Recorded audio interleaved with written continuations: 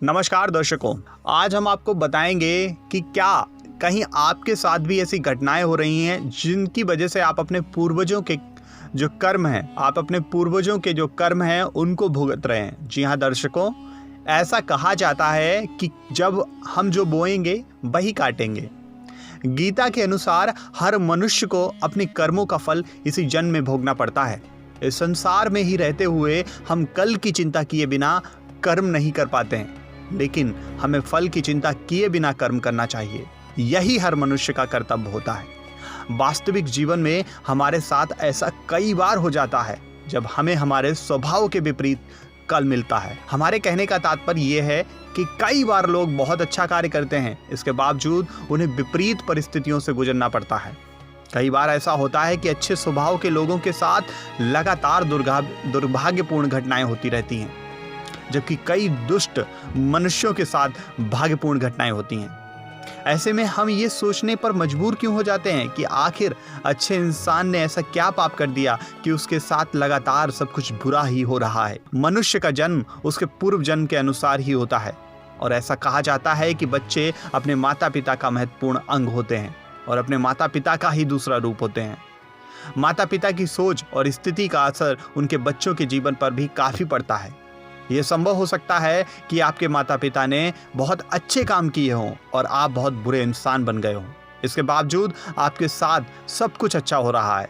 इसका अर्थ है कि आपके माता पिता के कर्मों का फल आपको मिल रहा है। ऐसा बहुत बार देखा गया है कि कोई व्यक्ति जो अत्यधिक क्रूर होते हैं, फिर भी उसे अपने जीवन में हर तरह का सुख मिल जाता है। ये उसके नहीं बल्कि उसके पूर्वजों के कर्म होते हैं जिनका वो लाभ उठाता है। और ऐसा भी संभव है कि आपके पारिवारिक कर्मों के कारण आपको दुख प्राप्त होता है। ऐसे में आपको दुखी होना नहीं चाहिए, बल्कि ये समझकर चलना चाहिए कि आपके पारिवारिक कर्मों का फल है। दूसरों को देखकर आपको यह नहीं सोचना चाहिए कि वे कितने खुश हैं, बल्कि आपको पूरी ईमानदारी से अपने कर्तव्यों का पालन करना चाहिए। कैसे जोड़ते हैं पूर्वजों के कर्म? जी हाँ दर्शकों, आपकी जिंदगी से कई बार ऐसा होता है कि हमारे पूर्वजों के किए हुए कर्म हमें भुगतने पड़ते हैं। हमारे साथ ऐसा बहुत बार होता है कि हमने कोई गलती नहीं की और होती फिर भी उसका इल्जाम हमें झेलना पड़ता है। कई बार हमारे साथ ऐसा भी हो जाता है कि जिस शुभ कार्य में हमने अत्यधिक होता नहीं किया, उसका फल हमें आसानी से प्राप्त हो जाता है। हमारे कहने का अर्थ सिर्फ इतना है कि ऐसा जरूरी नहीं कि यदि आपके साथ कुछ गलत हो रहा हो तो आपने कुछ बुरे कर्म किए हैं, बल्कि ऐसे समय में आपको ये भी सोचना चाहिए कि अगर आपके साथ कुछ बुरा हो रहा हो तो जल्द ही आपके साथ कुछ अच्छा भी होगा। इसलिए उस समय का आपको इंतज़ार करना चाहिए जब आपकी ज़िंदगी में खुशियाँ आएंगी।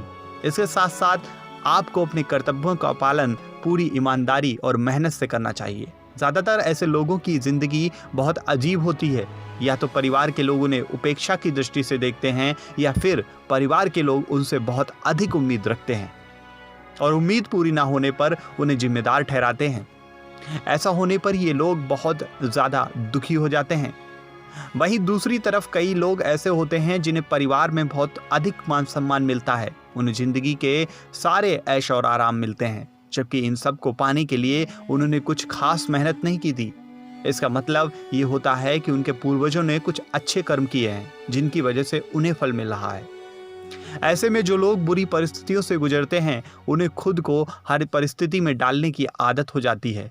इसलिए अगर आपके साथ बहुत अधिक बुरा हो रहा हो तो आप ये ना सोचो कि आपके बुरे हैं, बल्कि आपको ये सोचना चाहिए कि आप हर परिस्थिति में ढल रहे हैं।